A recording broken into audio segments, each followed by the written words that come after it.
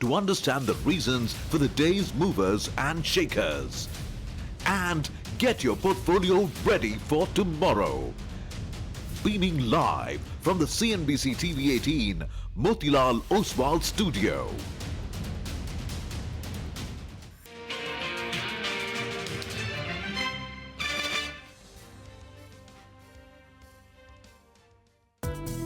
Asian markets opened up in the red even today. A sharp sell-off that we're seeing continuing on the Asian markets. But I can tell you, our country has gotten a lot stronger. The two-day fall in the S&P has been matched only 3 times in modern history. There's the potential that tariffs could increase depending on retaliatory measures that are taken. What's going to happen is the win for America will be the 10%. The problem really is at the end of the day with China. 5% down on the Nifty, straight up 4.5 actually, 21,831. Because finally this is about trying to shift manufacturing back to US, and the biggest beneficiary of this shift of manufacturing out of US has been China or the other conduit nations of China. Prime Minister's vision that we should share public wealth with our citizens. The Nifty right now, as we speak, is just about hugging the 22,000 mark, up and down below that level. So we have no way of knowing what the world will look like 6 months from now, 12 months from now. Real estate sector falling 3.7%. The retail sector falling 3.5%. 1,000 points lower on the index. Some very, very choppy moves that you're seeing over the last few minutes.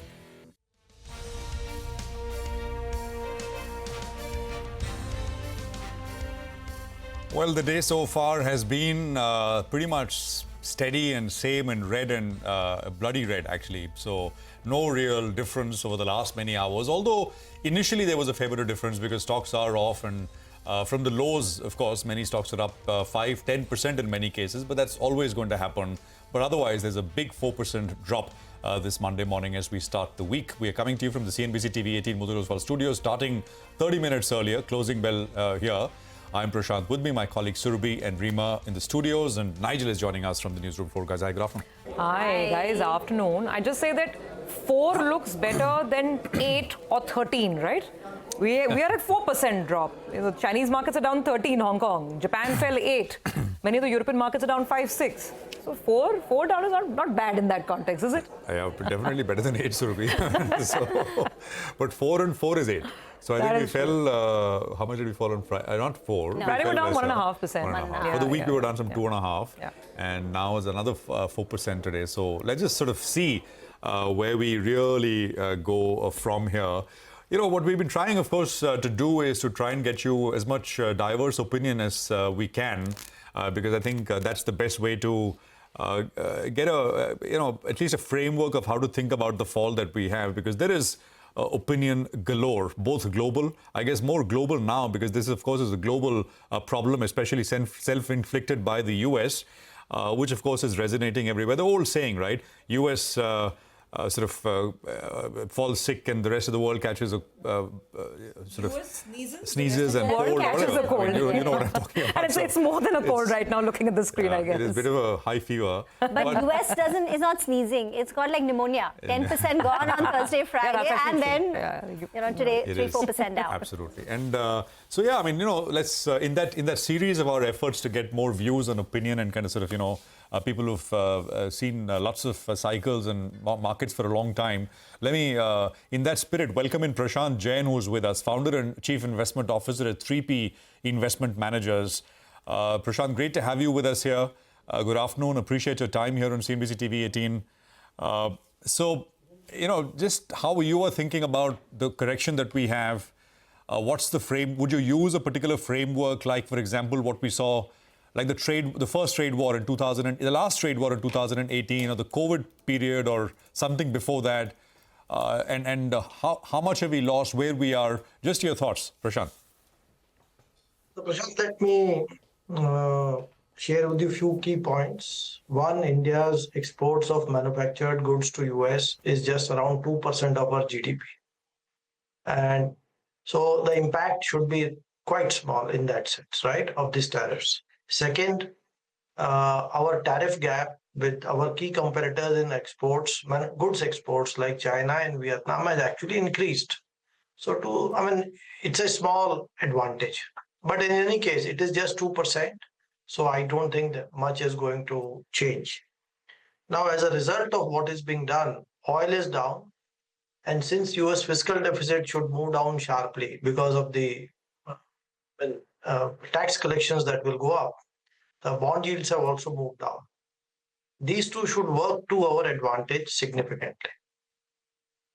And finally, I think the US stock markets have fallen very sharply. As we all know, last few years, US markets have been the biggest recipient of equity flows worldwide, what came to be known as US exceptionalism.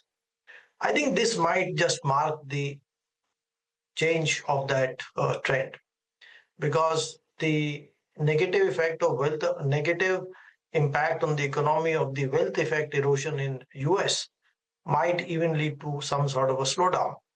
So I think if US is no more the favorite country, most other countries which are resilient, and that certainly includes India, should benefit. Around the same time, the IPO markets in India, as we all know, have virtually, the capital raising is down by maybe 80-90%. I don't see that changing in a hurry. So net, I feel there is reasonable value in large caps. Small mid caps, I would still be cautious. But reasonable value does not mean 15-20% kind of returns. I feel near GDP, nominal GDP growth rates, 10-12% kind of returns is what would make sense to my mind over a 2-3 year period. Fair enough. And I think you've sort of emphasized and hammered that point on for a while. The last time we spoke as well, you said expect more reasonable returns. What you saw over the last 4 years was extraordinary and maybe will not repeat from here. The fear, though, and you mentioned US sort of deficits will go down as tax collections increase. The fear is that these tariffs will cause a global recession and will negate any benefit that accrues. And you began by saying share of our exposure in terms of goods traded is very small to the US, so direct hit is low. But the impact is supposed to come from this global recession if it were to happen. How are you thinking about that, Prashant? And that goes to the heart of the issue. Are they really going to stay the course? I mean, are they really going to try and rewire this entire global system and how it has operated for the last 30, 40 years? Will they stay the course? Is it ideological? Or will they pull back from the brink once the market starts to, it's already, of course, deep in the red, but if it falls more, they pull back from the brink. What's your sense? The second point, I think we'll have to cross that bridge as we come to it. There is no point in speculating on that. But what I said is, as of today, as things appear to be today, as far as global recession is concerned, see, India's correlation with global GDP growth is extremely low. You would probably recall, even in the Lehman year, India's economy grew 5.5%. Because India's economy is predominantly local consumption led. And our goods exports is really very small. We are predominantly a service exports economy, which also may not grow, may even come off 1-3%. It is possible. But net, the impact of global slowdown on India is likely to be far less than in most other EMs, which are large exporters of manufactured goods. Also, if there is a recession, oil will remain extremely low.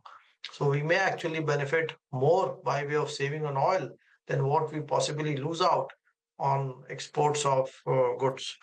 And finally, see, our share of global exports in manufactured goods is so low that we have to grow by market share gains. If we as a country start relying on market growth to grow our exports, then it is certainly not a good thing for us. So the way we have grown in IT exports, we have grown much faster than the markets because we have gained share. So I think India's bulk of the growth, I would say 60, 70, 80% in exports of goods should come from market share gains and not from market growth itself. Prashant, hi, afternoon. This is Reema here. So in a nutshell, do you think the worst of the pain is behind us right now? Because we're still down about 16-20% from our 52-week high levels, and we're just, 3-4% away from the 52-week lows that we hit in June of 2024. Is the worst of the pain behind us? And are you putting money to work at these levels in large caps where you're more comfortable with the valuation? So, Reema, I don't think you can, me or for that matter, most others can time the markets in the near term. What we can only comment on is how our valuations behaving, and that gives you a fair sense of how the medium-term return should turn out to be. So I think at current levels, Indian markets are Nifty is trading, I think, close to 17 times fiscal 27 earnings. India's cost of capital is quite low. The gap between US or rather Indian and US yields is 2.5%, which is close to all-time lows. So that reflects the low cost of capital that India has. At these multiples, given this cost of capital, I think a 10-12% earnings growth is enough, which I think, by the way, is also a realistic number for earnings growth. So I would say, I don't know how short-term will pan out. Next few weeks, months could be volatile. There is some correlation with global markets in the short term. Short term, people should invest in phases. But if you buy large caps, I think over a 2-3 year period, we should get low double-digit returns. Small mid caps, I would still avoid. All right. Hi, Mr. Jain. Good afternoon and good to see you in. Nigel on this side. Mr. Jain, I wanted to ask you, about sectors. And it appears that the banking and financial names, there seems to be a consensus bullish thesis on that. For today, the bank Nifty is a little bit low, but otherwise valuation's pretty much intact. It's a play on the domestic economy as well. What's your take on the banks and what do you like from there? Private banks, because PSU banks, between them, what is the preference? Nigel, I think barring the consumer stocks in Nifty, in large caps, to my mind, most other sectors are looking reasonably valued. Banks, insurance, utilities, even if you look at automobiles with a medium-term view, pharmaceuticals, even IT. I mean, near-term growth outlook could be very difficult, but at these multiples, the yield on the cash yield is pretty decent. So I would say, by and large, these sectors look reasonable. In this market, fortunately or unfortunately, I am not able to spot any massive deviations or dispersion in valuations across sectors. So there are very few sectors which are deeply undervalued in these markets. Prashant, hi. Great to have you on this afternoon. It really helps to listen to someone who's seen these cycles play in and out, which is why I want to sort of, snap back into a wider question now, because you've seen this. You've seen the financial crisis. You've seen multiple drawdowns. Now, for a minute, if we just park aside all the trade concerns and the tariff issues, my question is a little more on technicals and markets.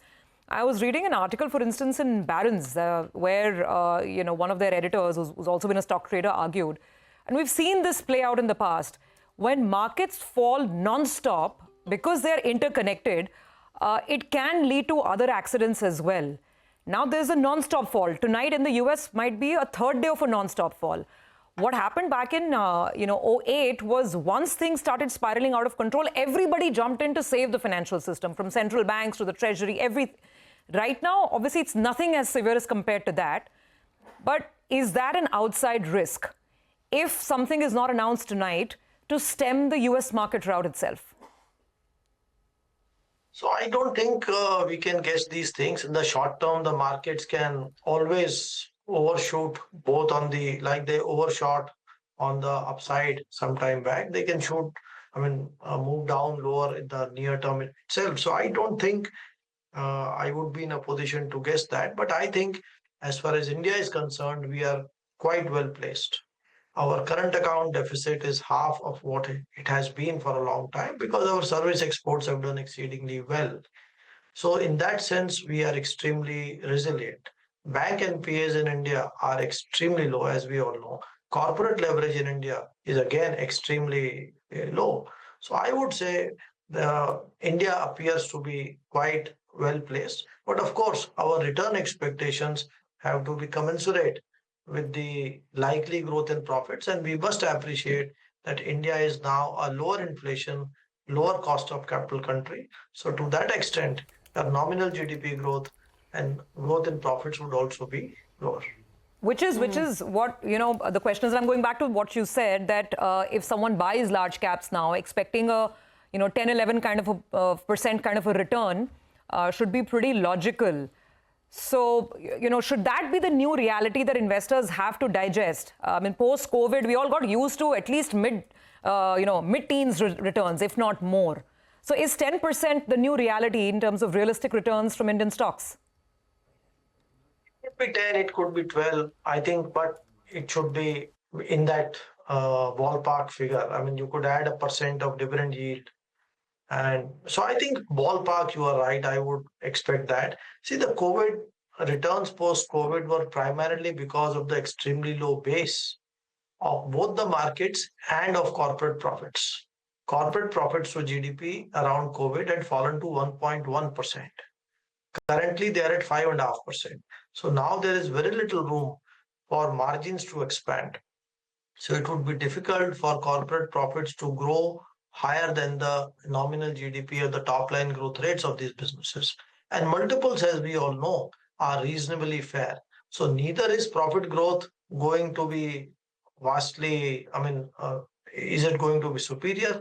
Nor there is room for multiples to expand. So that tells you that we should expect returns around the earnings growth, which is around 12% CAGR over a 3-year period, in my opinion. Prashant, just a couple of more questions. You briefly, I think, alluded to how tariffs here, if they stay, we don't know how it'll pan out, but we seem to be reasonably placed relative to some of the competitors out there. We spoke with the management of Gokuldas. They're an apparel exporter. We had the management of Dixon this morning. We've spoken with other industries as well. So after 2018, the first round of trade tariffs with Trump the first time around, a lot of manufacturing moved out of China, but the beneficiaries were countries like Vietnam, Cambodia, etc. Do you think eventually once the dust settles, there is potential for share gains, because it happened, but not just in our favor back then? What is your sense, Prashant? Do you think it'll depend on the enabling environment, and one should not really pin our hopes too much? See, this is going to be a long, slow, arduous journey. This is not like setting up a GCC that you can start it in a few quarters and you are up and running. Manufacturing, for supply chains to move, for factories to be set up, for employees to get trained, these are time-consuming things. So I think the environment is quite conducive for us to gain share. The government is very supportive. Our competitiveness is there. And as we discussed, these tariffs also and geopolitics also is supportive, in my opinion. But we have to be realistic in what growth you expect in the near term. Because, as I said, these are supply chains take decades to shift. So this is going to be a slow, steady, hopefully progress over long period. So I am very optimistic that India will increase its share in global trade of manufactured goods, but at a very measured pace, because our scale is not there. Our costs are still not globally competitive in many areas. And in some areas, we don't have the ecosystem like we have in castings, forgings, automobiles. We don't have the same in electronics or semiconductors. So we have begun that journey, but it's a long journey, and we should expect results over 3, 5, 10 years. A question on two sectors, actually, IT and pharma, export-facing. General wisdom, going wisdom seems to be avoid because you don't know if the US too exposed, and the usual reasons. I don't know if you have any strong thoughts here, these two sectors. And second is, you've been a close watcher of how oil prices behave and, its impact on India for as long as I remember speaking with you. And of course, oil is coming off very, very sharply. So that, it's hugely disinflationary. That should allow, authorities here, the RBI meeting is this week, to sort of affect some policies as well to try and stimulate things? I think, say, global yields will move lower, and I mean, I don't know what RBI will do, but I do feel that lower oil prices and US interest rates moving lower is supportive of lower rates here as well. As far as IT and pharma are concerned, I think, on IT, we all know the issues. The valuations per se, unless there are significant downgrades in the future, the valuations are pretty reasonable. I mean, you can look at trailing dividend yields, cash yields are quite attractive, but there is some uncertainty. So I would say, I mean, it's, as I said earlier, there are very few sectors which are offering deep value in this market, and the dispersion in valuations is also rather low across sectors. Prashant, you sort of briefly touched upon the role of the Reserve Bank, and we'll hear from them later this week. From a government standpoint, do you see any need to change anything or anything additional? Because like you outlined, I mean, exports is not that big a part of our economy to begin with. But would you want to see any additional measures in terms of spending or a change in the pattern of spending, etc.? I'm not a macroeconomist. I think we are doing reasonably well, but we should keep on growing around 6% by and large. And I think, I would say things are quite okay. Things are quite okay. Including in the PSUs? The PSU basket, but interestingly, we had that Mazgaon Dock OFS just last week in timing. Now that markets are cratering quite a bit. I don't want to comment on individual stock specific names, and yes. All right, Prashant, we'll leave it there. Thank you very much for taking out the time, being with us here, and I hope we are able to speak more. As this story develops. As you said, anything can happen in the near term. Markets tend to overshoot on both sides, but it's good to get that perspective as things stand. Appreciate it. Pleasure. Bye. Thank you. Well, we'll take a quick commercial break here. I think we've got markets which are down 900. So when we started about 1,000 points, and there is about 100 odd point bounce, but we've had many, but it's not even reflecting because the fall is so large, 50, 100 points. Have come and gone many times from the morning since 9:15. We'll take that break. Rohit Srivastav. So we'll look at slightly near term, right? I mean, and to look at near term, you've got to look at price action. So Rohit will help us do that on the other side.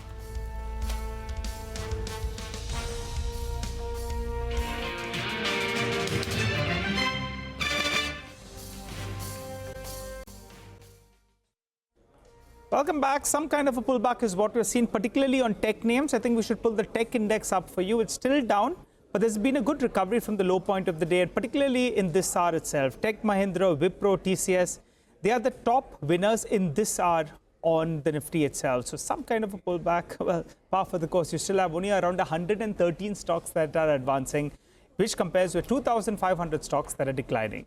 Rohit Srivastava, founder and strategist at IndiaCharts.com, joins us on the show. Hi, Rohit.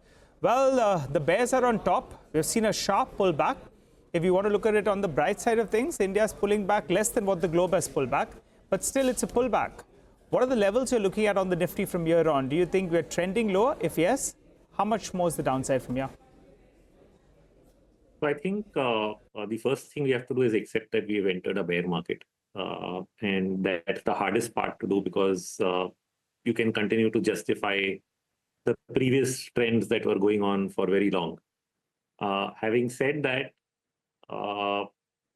any bounce over here, and there can be a bounce because we do have very short-term oversold conditions. If you look at the hourly RSI down to 8, or if I look at our own proprietary momentum swing indicator, which is currently at even 0 intraday, that tells us, okay, you'll get some recovery. But the point is this going to be a meaningful recovery? And the answer is probably not. I mean, one of the two things will happen. Either you will test the gap that we've left behind from Friday to today. So 22,300 plus or minus is one level at which you might go and then stay there for a while and sell off again. The second could be that if there's any positive news trigger in the short term, you can get a deeper retracement of this entire fall from 23,800. So that can even give you a sharp pullback to 23,000. Problem is we don't know which one.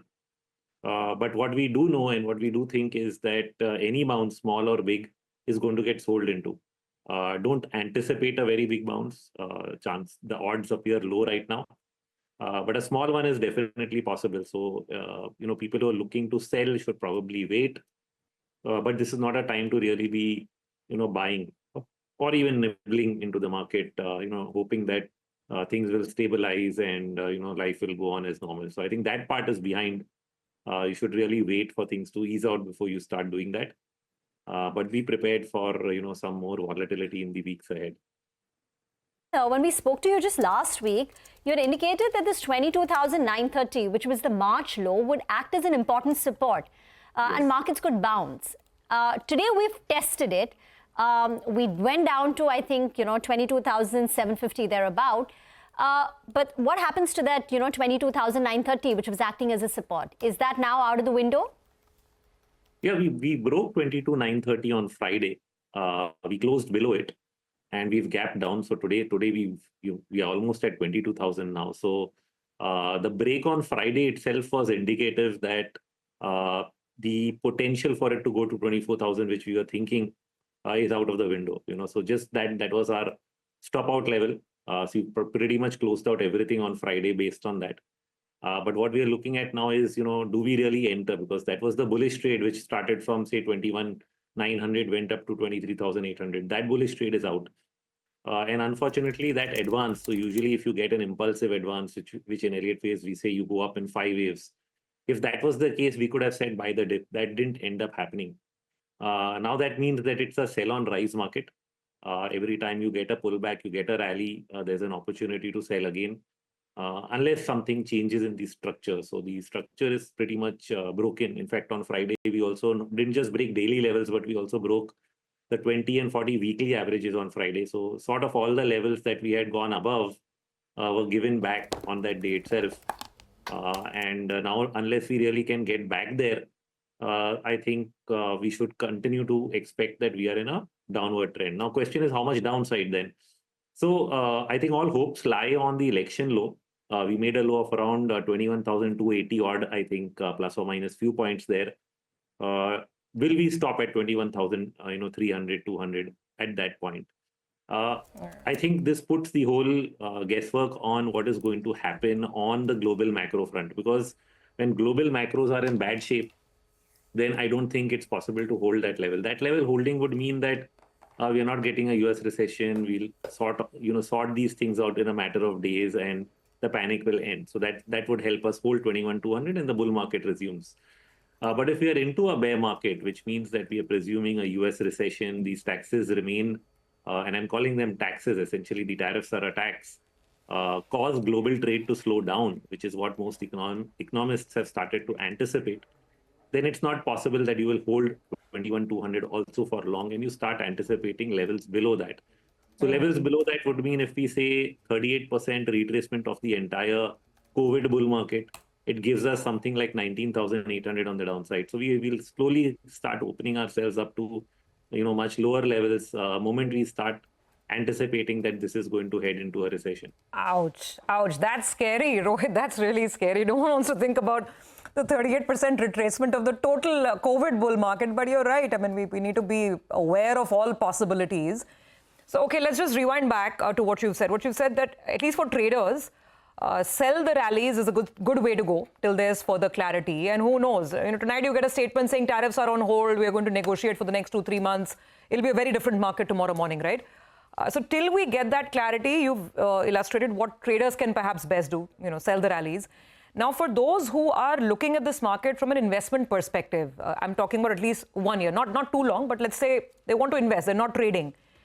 For them, what is the advice? You just said that there is a possibility of much deeper lows. I mean, lows below 20,000 as well. Should they wait? I mean, how do they navigate it? Not the day-to-day traders or even the, the positional weekly traders. So I think they should be patient. They should really wait. I mentioned that we've broken weekly averages. So that gives us a cutoff point at the top end of where we are, 23,100, 200, wherever that will be. And with those, weekly levels as a trail, I think we should just wait, because those levels will keep coming down as the market keeps falling. And so you'll have a re-entry point at some point in the future. But till you don't know where that is, trying to anticipate it or double guessing it would not be right. If these things get worse, then you are unfortunately getting in too early. So it's better to wait, let it confirm that the trend has changed from down to up before you start investing. Sometimes you also get certain extreme readings in terms of sentiment. Like in COVID, the VIX went to 90, and we've never seen a higher reading than that since 2008. If you end up in that scenario, then that also becomes a point where you say, oh, we've reached the point of maximum pessimism. So that has not happened. We sometimes do reach points of, medium-term pessimism, which is what happened on the 4th of March, and then you bounce. So those are readings we will continue to monitor. But I think investors basically need to be patient. Give it 6 months. Try to just see how these negotiations are going. Because when I look at what is happening in India, we are talking about bilateral agreements happening by the fall, which is basically August, September. So that's 5 to 6 months. Now, for 5 to 6 months, if you're going to have these tariffs in place and not going away, then you're talking of a meaningful slowdown happening in that time period in trade. So it's better to be patient for that time period than jump the gun. So once you can estimate that, this is going to take this much time to play out, then you'll not be in a hurry to, jump in. Got that, Rohit. So, yeah, by the way, what is that level? What is that marker, the 20 and 40 weekly averages? Where is that at? Which is kind of which? So I'll just put those out. Those levels are currently at 23411. That's the 20 and 23404. So very close to each other within a matter of few points. They're almost at the same level. You can generally say 23,410. And that level will keep coming off on the downside as time goes. And unless we really get past that, I think we should just be patient and let this play out on the downside. That's for investors. I mean, for traders, there could be opportunities to sell, to short, as and when you get rallies. Yeah. Got that. By the way, Rohit, you track a lot of global macros as well. You look at rates market, you look at currencies, everything pretty much. So, anything standing out, or it's all showing the same kind of thing, right? Liquidation, self-protection. Even gold is selling off. So that is one. And second, in your opinion, you've also tracked this entire Trump presidency since the beginning, do you think it can change? I mean, they'll come back and say, well, not that they made a mistake, the way they've calculated these tariffs, but somehow kind of backtrack, which lets in some air here for markets.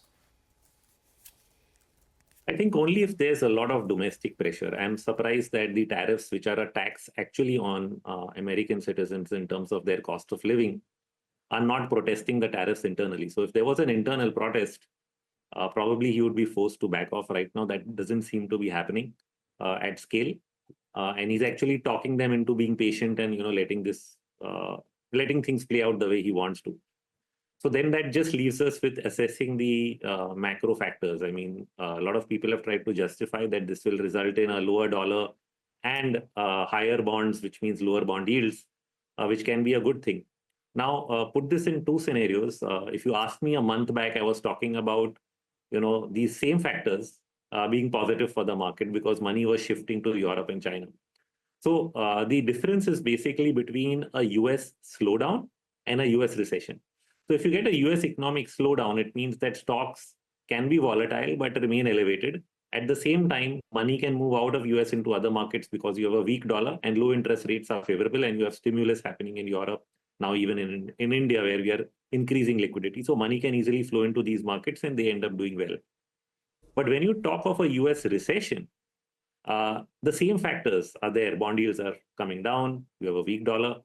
But it doesn't work the same way because a US recession ends up leading to a risk-off trade, which becomes global, because now a recession means you are not just slowing down in the US, but you're slowing down the whole globe. So what these tariffs end up doing is they slow down global trade. It's not just India's trade with the US, which is what a lot of focus was initially on. It's India's trade with everybody because everybody's trade is going down. So if everybody's impacted, then you're indirectly impacted by everybody. So that is the bigger impact. So once you take that into account, then you're saying that this is a global risk off that is now in place. And so we can't have that narrative where money shifts, from one market to the other. Everyone ends up suffering a bit. Eventually, you end up in a very good place because, see, if you think that you will sort this out in 6 months, that means you have 6 months of pain. Eventually, you sort it out, and then you have low inflation, low interest rates, and greater free trade in the world. Perfect place to be in, right? So the point is, what is the time the pain is going to be around for? Once you can assess the time, then you sort of have an idea that, okay, we need to be patient for this amount of time, maybe 6 months, maybe 8 months, till everything comes into a very good place from where we can have a new bull run. Okay, all right, Rohit, appreciate you joining in. Thanks a lot for giving us that check on the markets as well as how do you see things pan out from here on. For the markets, well, we're holding at around the 22,000 odd mark. But the sector that's got smacked in this month so far is the metal index. It's corrected close to around 15% in this month, and metals across the board have seen selling, be it the precious metal or even industrial metals, as the chart is telling you. What's the issue with metal stocks, though? Well, the 34% tariff retaliation by China on US imports, which is effective April 10th, well, that's expected to cause supply chain disruptions. Now, this could potentially lead to higher prices for some metals that just in the short term because of reduced supply. But at the same time, concerns about demand related to global recession, well, that's the fear that's growing. And a slowdown in demand could offset the impact of any kind of supply chain issues, which leads to pricing pressures, and in turn, it could lead to compression of multiples on metal stocks as their growth prospects get a little bit jittery. Non-ferrous companies like Nalco, Vedanta, Hindalco, well, they are getting hit harder because they are higher linked to global economic factors. But steel companies, well, they could be relatively better placed. Let me tell you why. In Q4 FY25, Tata Steel as well as JSW Steel, they have demonstrated a pretty good operational performance with deliveries as well as production increasing both on a year-on-year as well as on a sequential basis. Now that's good, and that update has just come a couple of hours ago. Now Kotak estimates that the steel EBITDA per ton will increase sequentially by around 1,200 rupees per ton. That suggests better profitability for steel companies, particularly in Q4 FY25. This in turn could help steel companies weather the storm with regard to some of these global challenges. Now, the 12% provisional safeguard duty on certain steel imports into India, that provides some level of protection for domestic steel producers as well, which will help them in times of global price fluctuations as well as with this tariff war currently underway. So it appears that metal stocks are getting pounded on recession fears, but I think from here on it'll be important to track the steel companies because they have that protection of that safeguard duty. Q4 will see an improved performance, and in fact, steel companies are more play on the domestic growth story, which for now appears pretty much intact. Time to slip into a short break. On the other side, we'll get chatting with Deepan Mehta of Elixir Equities. He'll give us his view on markets. We'll also discuss a lot of stocks with him.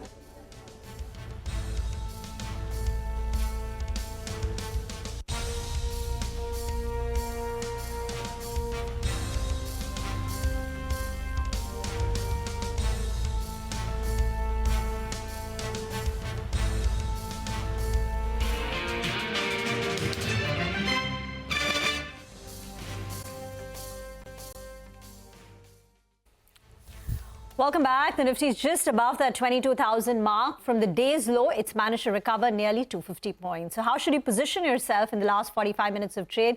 Mitesh is now with us with a few closing strategies. Mitesh, would you take heart from this little bit of a pullback, or is this an opportunity to add to sell positions? So one, I think, good afternoon. This pullback, is hardly anything compared to the fall. So I'm not reading too much into it. And on the shorting side, if somebody wants to short at these levels, again, the risk reward isn't very favorable once you open with a big gap down.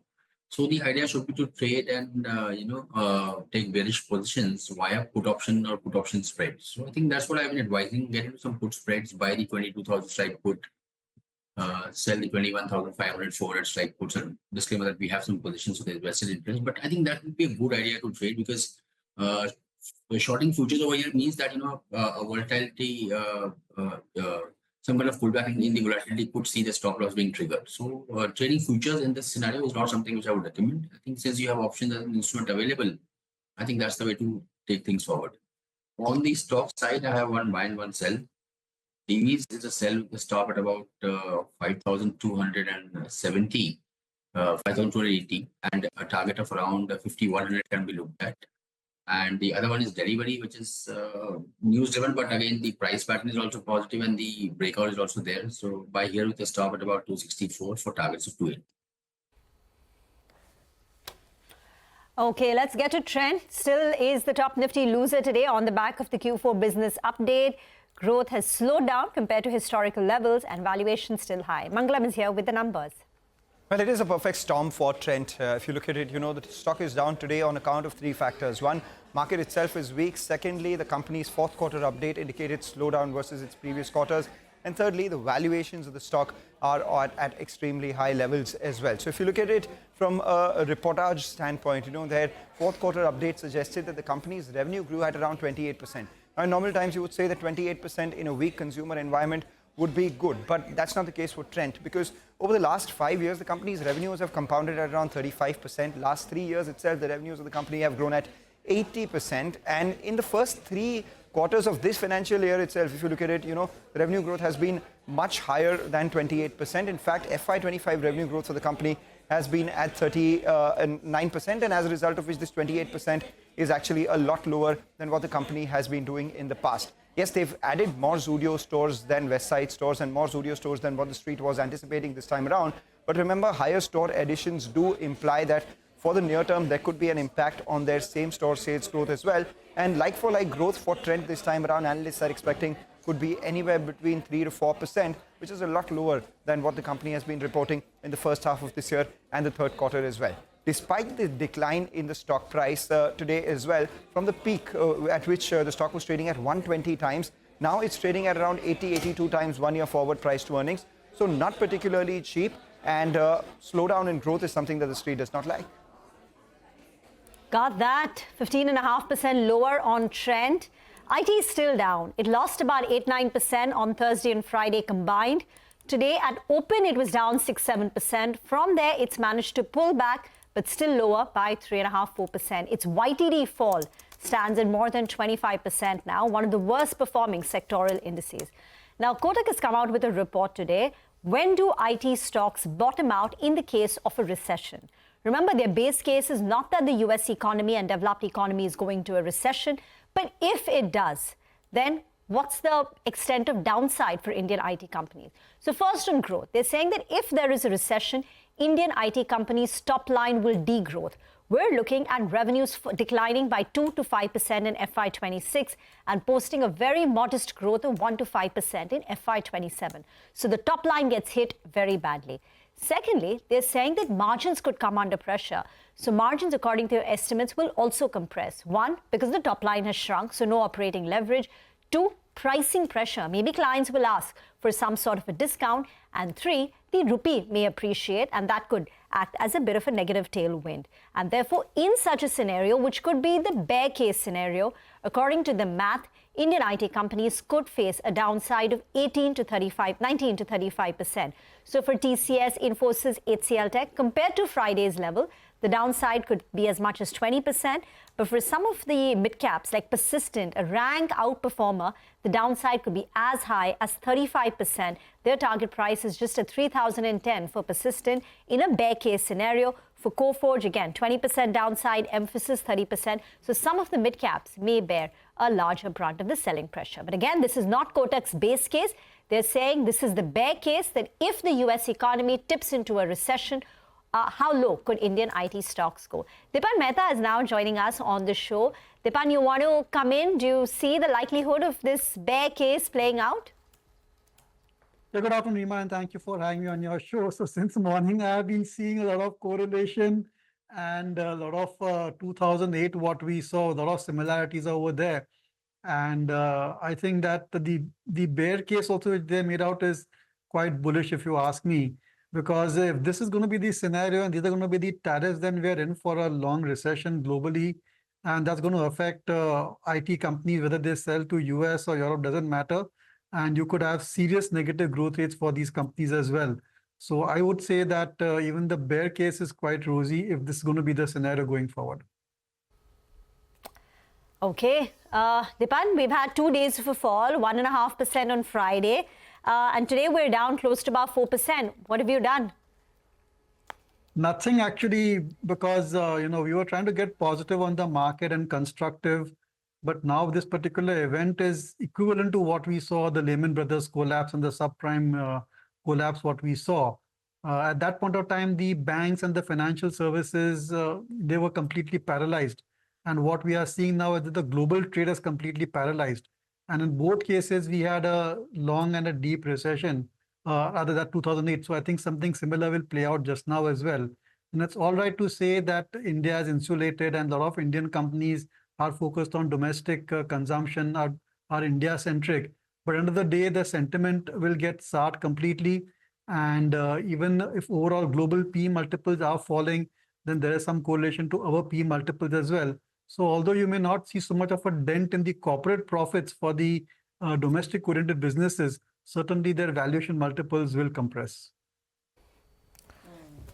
Okay, all right, stay on. We'll have more questions for you in just a bit. Let's also put the spotlight on Tata Motors, another stock that's been beaten down right from the morning. Obviously, Tata Motors has very direct exposure in its JLR portfolio to the US. Let's get an understanding of what exactly is the latest. Sudarshan. So Tata Motors in today's trade is down more than 7%. At one point, it had fallen up to 10% as well. And the reason is Tata Motors has announced that JLR will discontinue its shipments to the US market, which is one of the biggest markets for the JLR, forming more than 30% of its total sales. Now, as per CLSA, so JLR sells its products in US market in two brackets. The luxury segment, which sells the price for which is more than $85,000, CLSA believes that impact on this segment would be less in comparison for the product which is being sold in the range of $50,000 to $85,000, where, and if the impact comes, the fall in the volume can be as high as 25% for JLR. Whereas MS believes that now, due to this tariff impact, there can be a possibility that its price can fall to as low as 400, around 410, which is the bear case price as per the MS. Now today, JLR has come out with its Q4 update, and it has announced that in FY25 it was net debt positive. But the concern that MS has raised that there is a possibility that in FY26 again it might turn free cash flow negative, and that will be the concern for JLR. So one, tariff impact, and JLR was already facing the issues in European Union regarding the demand, and because of these two issues, not only today, going forward also Tata Motors stock can be under pressure. Okay. All right, got that. So thanks very much for that. So Tata Motors taking it on the chin, like pretty much the rest of the market. But of course, Tata Motors has immediate issues at hand with respect to the stoppage of shipments to the US in their JLR portfolio. Deepan, your thoughts? I mean, this is one stock. The exposure is more direct. So what would the sense be to stay away from Tata Motors? I mean, and especially the question is actually more for people who have investments in the stock right now. What should they be doing? That's a tough one, really tough one. And, it's a large cap stock which has been worst hit. Yeah. But I think the investors should look for opportunities to exit or other company, because it's not just that US market sales get impacted, even China, Europe, across the board, you will see slowdown in the automobile industry. And that's certainly not great news for Tata Motors. So I think it's a tough decision to sell when you are sitting on notional losses. But I think you have to bite the bullet at this point of time and maybe exit the stock. Yeah, no, absolutely. And, there's a lot going on. And, just crazy kind of price action across a lot of stocks, really. 200 stocks are higher and about 2,600 stocks are lower. So it's that kind of a day which we have on our hands. In many cases, by the way, this bounce that we saw from the 3rd of March to the 25th of March, I mean, those lows, the 3rd of March lows have been broken, and how? Of course, it's gone for the Nifty as well, but it's got, actually for the Nifty, it's still intraday it broke and we're back above it. 21,964 is a low. We're at about 22,020. So just about trading above it at this point in time. Deepak, we had Prashant Jain with us at 2 o'clock. He was saying that he's actually optimistic, but he's saying return expectations have to be more reasonable. Large caps is where his kind of preference is. But that point of return expectations being reasonable, 10-12%, is, I think, what he's kind of been emphasizing at least for the last 6 months. Any thoughts here? And of course, the other point he repeatedly emphasized that there are no screaming kind of valuation led buys to his mind, maybe in his universe of stocks, Deepan. So, same kind of questions to you. Are you seeing anything out there which is really sort of, looking like thumping the table kind of buy? No. Prashant, this is very similar to 2008, and I was right in the middle of that particular crisis, that point of time. At that time, the Nifty fell by 60% from top to bottom, and the rupee fell by 25%. Now, I don't think you may have that kind of a correction from whatever top you consider this crisis has started from. But it is, whichever way you look at it, it's not looking positive unless there's a drastic reduction in the tariffs which the US has levied. So you need to brace yourself for a lot of pain over the next few months and quarters. And you will see actually companies, global companies, Indian companies reporting negative growth rates. And most importantly, I think the P multiples will get hit. We are in for a very, very strong risk of trade. And, it's going to test all the investors and especially new investors as well. And it is all right to say that we are not as badly hit as the rest of the world. But I remind you that in 2008, also there was the same argument that the subprime crisis has nothing to do with the Indian economy. None of us have any exposure to Lehman Brothers, and we are not going to be hit as bad as the rest of the world. But, we had a massive sell-off over here as well. Of course, this time around, the only saving grace is that there are a lot of domestic savings coming in the market. So the selling pressure from abroad can get absorbed. But whichever way I look at it, I don't see any silver lining for the time being, unless there is a change in stance by President Trump. Deepan, the very, very prudent to take your warning on board, but I hope that we don't see anything like, your experience in 2008 or so. But let's talk about some domestic-facing themes, Deepan. And one of the sectors you turned a little bit positive on was cement after many, many years. Demand on ground is pretty okay. Pricing is moving up a little bit, and it's a pure domestic-facing theme. You wouldn't buy that clutch of stocks as well? See, what happens here is that investors need to position their portfolio far more sharply this time around. So if you've got Tata Motors, if you've got software, if you've got metals, anything externally focused, you need to sell that, and then you need to put that money back into cement, infrastructure, maybe banks. I would say that is that's a sound strategy. I also expect the Indian government to give a further boost to infrastructure that may improve the prospects of the cement industry and the engineering construction industry. So while you will not see corporate profits of cement companies being impacted, their EPS forecasts will not get adjusted lower, but the street will pay a lower and lower P multiple. And that's something, which will result in, even if you like the industry, you like the stock, and it actually reports better than what you're expecting, but the stock price will be lower because the P multiples are shrunk. And that's going to be the big issue in this market, that I seriously suspect that P multiples will shrink. And that is despite any action taken by RBI in terms of reducing interest rates and even giving liquidity. We did all of these things in 2008. We had a government impetus, we had lower interest rates, higher liquidity across the globe by all central bankers.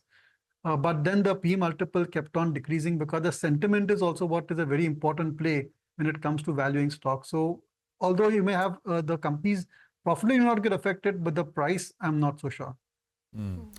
Deepan, I don't know, to the 2008, I remember how it started, right? And at that point, no one even knew what was subprime when it started. And we were all looking at, figuring out what was subprime, CDO and this and that.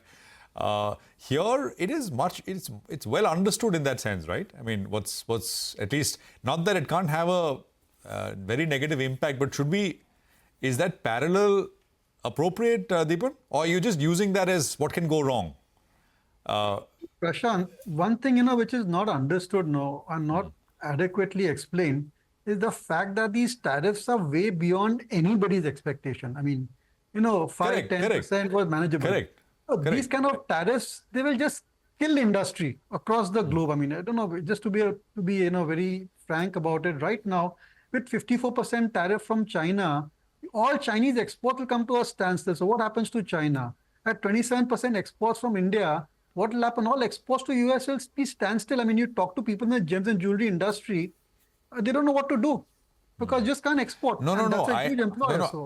No, I completely agree. I'm just saying that that was like a uncontrolled explosion, right? 2008. This is like for the lack of a better word, controlled explosion, self-triggered. No. I disagree with you. आपने खुद ही आग लगाई है. You know, so you may not have thought that the explosion would be so large. So it's become larger. So at some point, at least I think, I mean, I don't know, right? If they really want to rewire everything, how things have been done last 30, 40 years, that's another thing. Those things are not possible for us to imagine. It may be the case that they just stand firm, let it all go to a thing, we want to reset everything.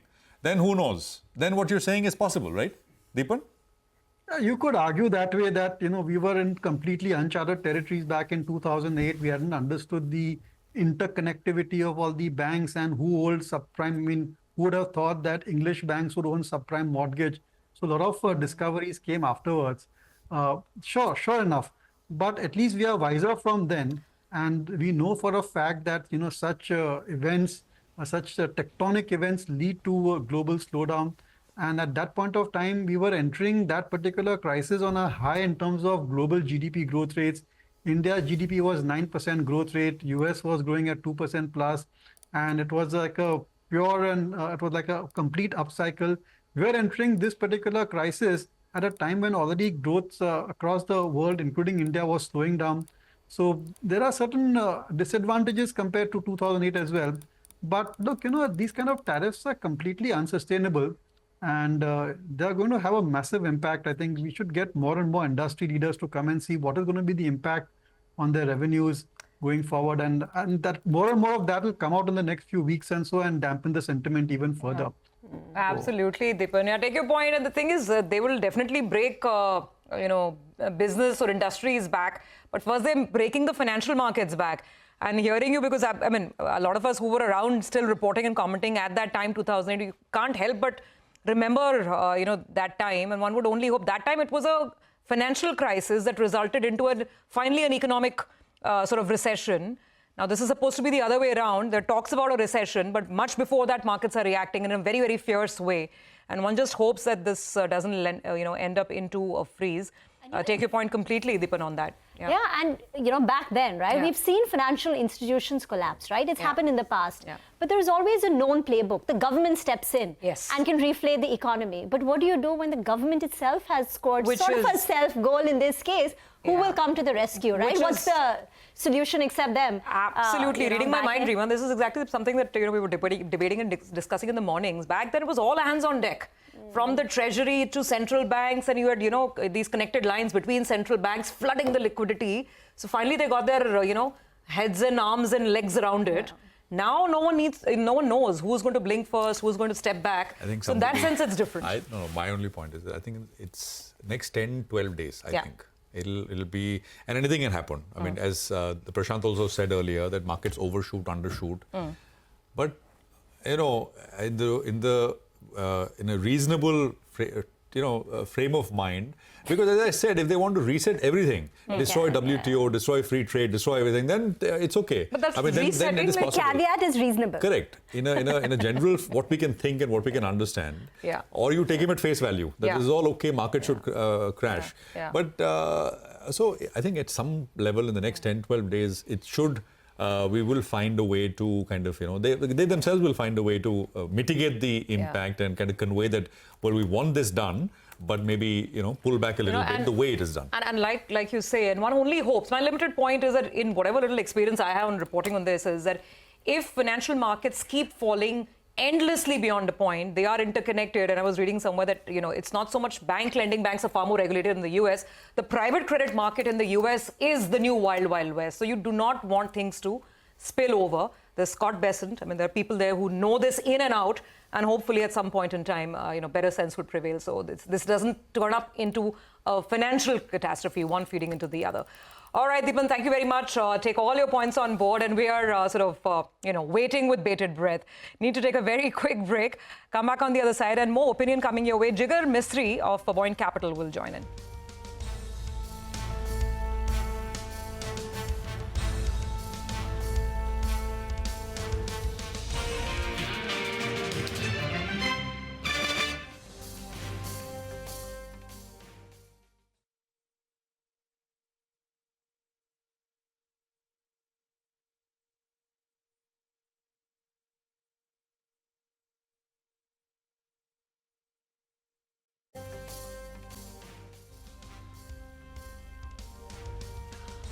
Welcome back. Well, we're continuing the coverage of what's been another disastrous day on the street. Still down about 4% on the indices. Nifty slightly better off now, actually, 3.5%.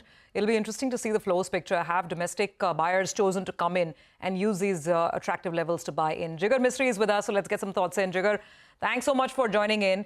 That's my simple question to you. I mean, a lot of retail investors have become so resilient, right? They don't get broken. But this is a new normal, so to speak. So here, what would your advice be? Some chartists we just spoke to saying that even the June 4 low, the election day result low, it's not sacrosanct. This thing can head lower. We don't know. So what would you advise? So I think, let's break it down in two parts. One, what's really happened. And since morning, I'm sure you have heard dozens of opinion on how that has transpired. And towards the second part, I'll actually relay some numbers. Right. So first, obviously, two ways to think about it. We can always say this is all just posturing, and eventually this is a way to get a lot of countries on the negotiating table. And if that is the case, then this is a great buying opportunity, part of a recognizable pattern, and things will be normal pretty soon. The other part is obviously what I think a large variety of stock market experts are bringing out is that what if it is changing the global order, right? 50 years, like post 1971, when gold was no longer the reserve currency.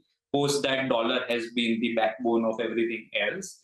And 25 years of global disinflation once China came into WTO. And if you're appending all of that, then what really happens? Now, surprisingly, Stephen Miller, who is the chair of the Council of Economic Advisors to the Trump administration, when he was with Hudson Bay Capital, he had put out a paper in November 2024, where he had given a complete toolkit of how they intend to orchestrate, sort of what I call shrinking the empire. Global sort of military security is no longer a leadership sign. It's a liability, and we need to back off from that. And essentially, the Triffin dilemma, where you keep supplying dollars to feed global savings, no longer need to happen.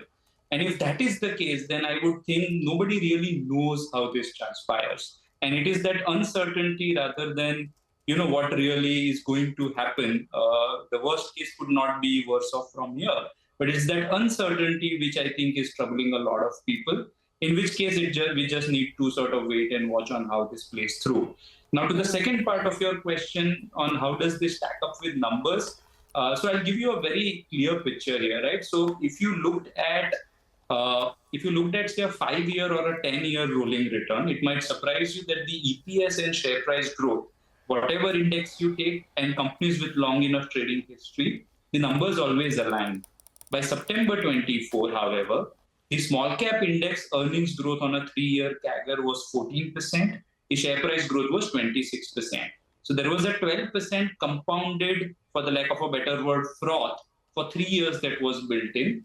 And, that's 35, 36% that needed to be taken out. If in 5 years, EPS and share price always aligns, and we are sitting on a 30% froth, that could either be erased if the index were to remain flat and earnings grew for a couple of years, or the index fell 15% for a year and earnings grew for a year, or as it's transpired, earnings sort of markets fell 20-25% on day zero, and essentially that has brought the entire market into equilibrium.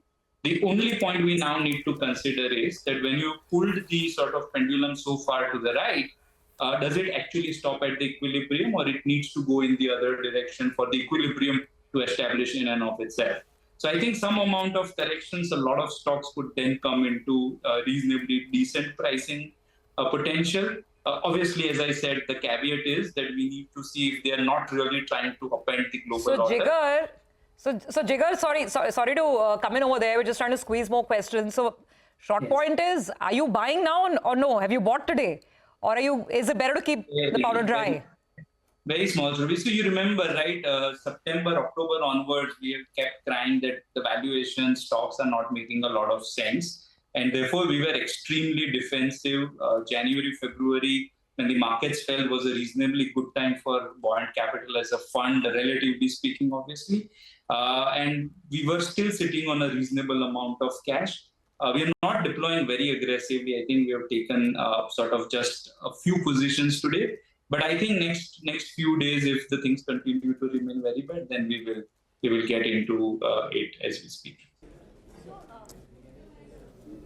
Okay, all right. Jigar, what are you all buying though? As you said, you're deploying some money. So if you have to buy and if things don't get much worse from here, what's the sector that stands out for you?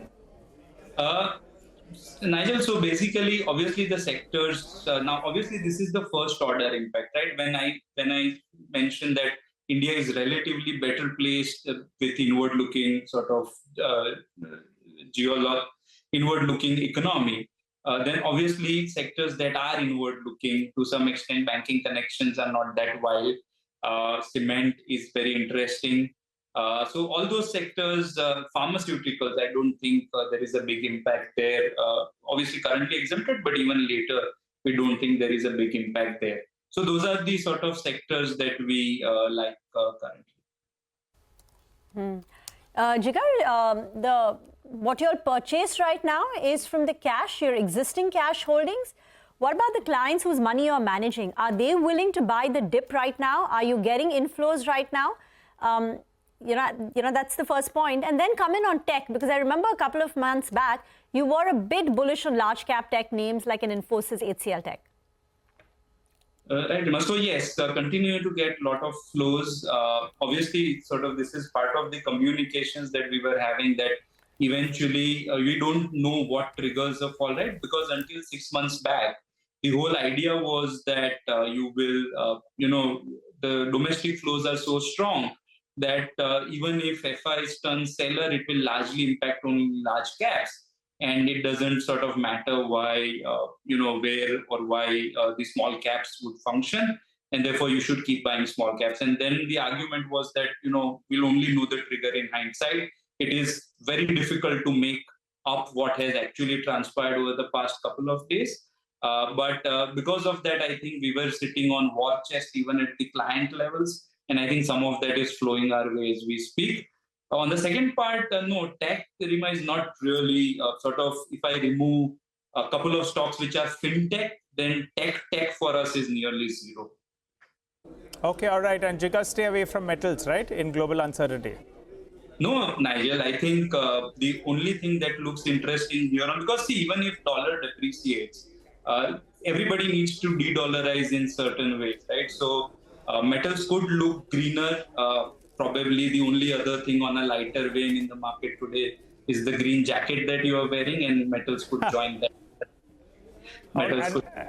And within metals, what do you like?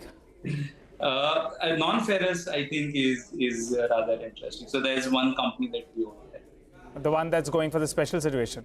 Yes. Got it. Okay, all right, Jigar. In fact, before you joined in, I put out a piece that maybe steel could be relatively better placed because of domestic facing theme. But as you're saying, you prefer non-ferrous, and out there, the one that's going for a special situation, only one thought comes to mind, which is Vedanta. Time for our special segment, D Street Chatter. Nimesh joins us to help us out with what he's picking up. Nimesh, what's the flow situation like? Is there panic, no panic? Your take. So from a flow perspective, Nigel, there is clear feedback that there is no panic. I mean, let me put this very clearly, that there are, at least to me, there is no indication of any large selling or any large FI panic, so to speak. I guess we've seen a bit of a recovery as well in the last half an hour of trade, and that's largely led by the IT names. So all the IT stocks from the lows have seen a very sharp recovery. So maybe, you could see something from the US markets as well tonight. So let's see what happens. But, broadly, it's been a global sell-off, so we can't be immune to it. But relatively, India has outperformed if you look at the other Asian peers or for that matter global markets as well.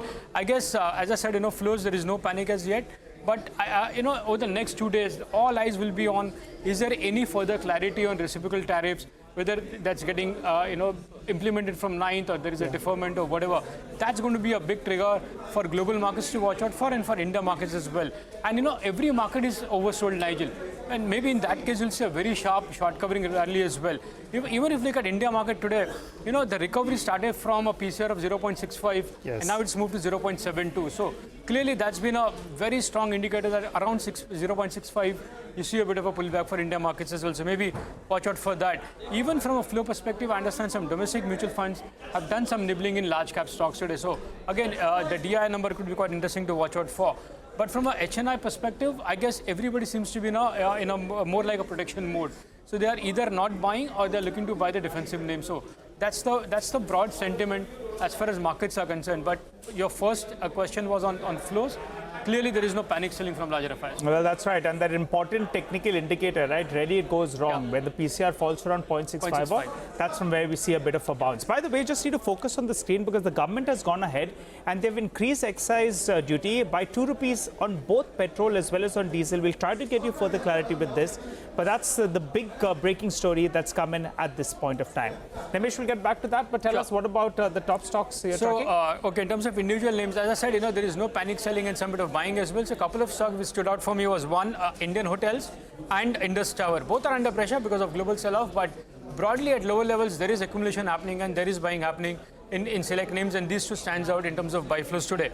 On the flip side, Jio Finance and Shriram Finance, both are under pressure and dragged by large FI selling. So in both those names, expect high delivery volumes today. So that's the second set of stocks. The third name is Sudarshan Chemical. It's under pressure today, but off late you've seen a bit of accumulation happening there.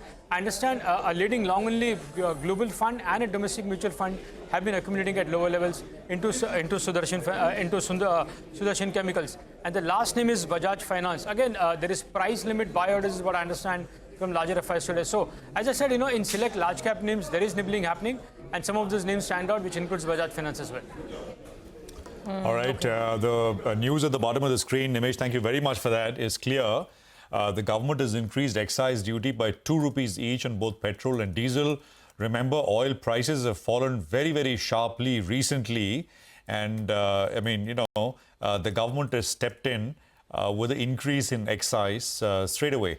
So government collections go up by that much. And, to the question of what happens with regards to, whether there'll be any benefit passed on to the end consumer because of this sharp fall, I think that is a question for later at this point in time. But I think for now, this is a 2 rupee increase for both petrol and diesel, which has come through. And essentially, the government has in a way, if you were to divide between, the price of oil and how much goes where, the government's share, of course, basically goes up. BPCL is coming off naturally, and I think HP, IOC, etc., perhaps also coming off a little bit. It's always that question whether the government will step in and pocket more, or will it actually pass on to the end consumer. For now, it is the former rather than the latter. Just to point this out, the high for Brent oil this year, obviously the Indian market basket is different, but just as a reference point, the high for Brent this year was 82, which was in the middle of January. And from 82, Brent has now come down to 63. And the oil marketing companies do not give the breakup. So rarely do we actually get the exact marketing margin. But the sense was that they had not lowered marketing margins commensurate to the fall in oil prices itself. So perhaps now there could be some tweaks over there that OMCs lower marketing margins, but the government increases excise. So net it remains neutral at the pump for you and me. Perhaps we need to get into it. We need more clarity as well from the OMCs as well, and we'll try and do that. But it seems that that could explain why there is an increase in excise duty. Oil prices, of course, have come off a big way, $80 to $63 today on Brent, and of course, further selling on OMCs. What we'll do is, we will try and get an analyst join us in a bit from now, and let's try and get Sapna on the phone line as well to get a sense from Sapna about what this is going to sound like. Let's just look at the stocks, HP, BP, IOC. and they'll basically tell you what's happening. I mean, it's actually not much. We've seen the story play out over the last many years in terms of, and of course, I mean, it's a pet peeve. If you talk to the common man out there, you know, the basic kind of calculation is how much is the price of oil come down internationally, and how much is the change as far as the net effective price that you pay at the pump. And of course, I mean, the difference is we put that, I've done this exercise many a times as well. So for now, I mean, the government in that sense bolstering its balance sheet, its own sort of, you know, macroeconomic situation in that sense with this drop that we've seen. Remember, I mean, you know, the fall itself has been very sharp and very soon and very quick. So we'll just need to, it's still kind of finding a bit of a level here. Along with everything else, oil has basically acted as an asset class rather than anything else, rather than anything big in terms of fundamentally which is happening. And the global risk of oil has also come off. So that is, of course, also will be, most likely will be on the government's mind till it actually settles down and we are able to find maybe a new baseline. Maybe we will sort of see something. We're also told that maybe we'll hear from the oil minister himself in a bit from now. Do we have Sapna with us? Or are we likely to get... Okay, I think we should be able to get Sapna and go across to her in just a bit from now. Stocks are actually, of course, coming off more as we speak. BB is down 2.5, IOC is down about 1.5, and HP, I think, is also coming off sharply at this point. By the way, I mean, while these stocks are going one way, the market, I think, has picked up quite nicely. It's actually a green candle now, which means that we've actually come back and pulled back above where we opened. We opened at 25, 21, 20... yeah, of course, we opened at 21,758 and we're at about 22,169. And it's a bit of a bounce that we've seen from the lows, even in the last 20 minutes or so. So from 253, the market's picked up quite nicely. Prashant, I think we have Prabal with us on the line. So very quickly, while we get Sapna, Prabal, who tracks the oil and gas space in a lot of detail. Prabal, thanks for taking this quickly. So we're just trying to understand the behind-the-scenes rationale. My first simple question to you is, where are marketing margins now? They don't usually disclose this very, very clearly, but oil was at 80, Brent, and now oil is at 63. Have marketing margins come down in a commensurate manner? No, Mark, I'm sorry if I got cut off in the middle. Can you just repeat your question again? No, I'm just trying to understand, Prabal, if this is maybe the government feeling that they can also earn better excise collections, because oil marketing companies, I don't think they've passed on the benefits of the dramatic fall in oil prices. The peak was 80 in January, and now we're at 63. No, absolutely correct. And you know, if I look at the blended marketing margins, let's say at the beginning of March they were actually at about 4.6 rupees at the end of February. And if we look at just the last week, you know, when crude was still at around 71, 72, they were already at, you know, about 7, talking diesel margins. They were at basically about 8 rupees net of OPEX and close to about, I think, 9 rupees plus inclusive of OPEX. So obviously there is a little bit of leeway to that extent, and they are definitely well above historical levels. So in that sense, this 2 rupee cut, if it has to be absorbed, would still leave you know, margins of somewhere between 6 to 7 rupees on a blended basis, which is obviously, you know, fairly comfortable levels to be. Well, 1 minute. Prabal, just stay with us. Let's just bring in Sapna as well, who's breaking the story. Sapna, tell us, what's the government's thinking here? Sapna, are you there? Okay, I think we lost the line. Prabal, a simple question. With this sort of, you know, collection that they've had, do you expect these LPG loss, they'll pay up on these LPG subsidies? Honestly, I don't think this collection is being done to pay off the LPG subsidies. Okay, that'll be... It's to make it more balanced, perhaps. Starts with respect to whether the compensation will happen. As of now, it doesn't look like that compensation will happen in this financial year. That is my base. Okay. Prabal, just wanted to go over the numbers. You said end of March, marketing margins were 4.6 rupees. And they were almost 9 rupees as of last week, you said, right? Around 7.9 rupees as of last week. 7.9 rupees. And then you said 9 rupees inclusive of OPEX, I think.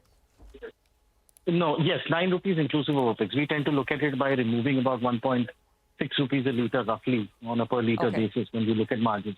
So if you add that back, that would be even higher. But then the previous margin of 4.6 that I said is closer to 6.3. 6.3 became 9.4. That is where we are now. And now with a 2 rupee hit, if I assume that will be absorbed, you still have somewhere around 7 rupees of gross margin, which is still well above, normalized run rates of 3 to 4 rupees that typically gets talked about. How do you, Prabal, simple question then, what does it mean for stocks, if anything? I think whether this is just a one-off or this sort of can set off, a further price cut as well on top of excise increase to further reduce the marketing margin. I think that is something that will be an apprehension at this point of time. As a standalone, if this is just a one-off, I still think that street estimates for FY26 and 27 earnings really don't build in anything more than 4 to 5 rupees of margins. So, at these crude levels, even with this absorption, I don't think it hurts their earnings to a material extent. But if this is a start of some other measures that might be taken, inclusive of, additional cuts, then obviously the stocks could come under more pressure. So we'll have to really wait and watch. Prabal, very quickly before we wind up, traditionally gross marketing margins have been at around 4 rupees. They went all the way to around 9 rupees. I think some estimates estimated at around 10 rupees as well. Post this cut, of around 2 rupees, it's still around 7 rupees, 7.5 rupees or thereabouts. What are the estimates you are working with for the coming year? We are anyways working with just about 4.5 to 5 rupees. 4.5 to 5. Let me clarify that we are not building any LPG subsidy losses also. So, sort of offset one with the other. Okay. For 26. Got it. Okay. All right, Prabal. Thanks a lot for joining in and filling us in with your quick take. So there's going to be a bit of a skimming down in terms of their marketing margins. A couple of reports indicated that actually those marketing margins are more than 10 rupees at the start of today, which will get skimmed down because of this 2 rupee hit with regard to excise duty. I think Sapna is with us to help us out with a quick update. Sapna? Okay, all right. Well, we'll try to get Sapna just a bit, but just to focus on the markets, we're going to be winding up trade today, going into into post-close at the high point of the day. So 22,230. That's the highest point that we have seen today. To give you a sense in terms of the Nifty Bank, well, that's going to be ending around the 20-day MA. And I think that's heartening to see because at one point of time, we went down to around 49,100 or thereabouts. And from there, we have seen a bit of a bounce. But guys, back to you in the studio. All right, now, Nigel, a bit of an excitement towards the end, right, with what we've seen on the excise hike from the government, 22,222 on the Nifty. I think we end with in the 600 zone in terms of losses, not 1,000. So there is a decent recovery we've seen from the day's lowest price. If anything, it picked up towards the end in a fairly nice manner. So we were at 22,000 and basically we were at 22,000. In the last 30 minutes, the Nifty has bounced about 200 points, an additional 200 points. And that's the loss that you see coming up on the screen at close. Let's just look at the Nifty Bank and then the other indices, and maybe we can just look at and wind down stocks. The Bank Nifty is down about 3%, 2.9 actually. Of course, all these indices, the intraday and the Nifty Bank will come up. It's off the lows by a decent margin. Let's just look at the small cap index, down 3.3%. The small cap index, I think in the morning was down very, very sharply, some 6% cut early on.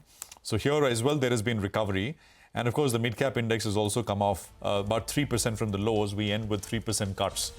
So of course, the close has been much better than how we started at 9:15 this morning. But no two questions. It's been a very, very poor day. Overall market breadth is some 7:1 in favor of declines at this point in time. So 2,600 stocks are lower and about 300 stocks are higher at this stage. Okay, 660 points down on the Nifty. The end of the day is a little better than the beginning. Anyway, the biggest losers, Trent down 15%. Metal stocks absolutely pummeled. JSW Steel, Tata Steel, Hindalco, they're down between 5% to 7 to 8%. Tata Motors, a direct casualty with the JLR portfolio in the US, down 5.5% on that stock. There is L&T that's lost about 5.5%. Some of the financials like Axis Bank, Kotak Mahindra Bank, they're relatively better off, but even then, 4-5%, depending on which one you're looking at. Large banks, ICICI 3% lower, HDFC Bank 3% lower. So there's not been much space to hide. Reliance 3% lower. Bharti 3% lower. State Bank of India 2.5% lower. The only hiding spots, some consumer names. Zomato is managing a very small, tiny bit of green as we're closing out. Ditto for Lever. But aside of that, there aren't too many gainers to speak of on the Nifty. So that's how the day has ended. And the mid-cap market cuts of around 3%. A little better off in the afternoon towards the close than the opening. But all in all, a difficult session for the market. Okay, on that note, let's wrap up this edition of Closing Bell. We'll come back on the other side and get you the latest in markets forward.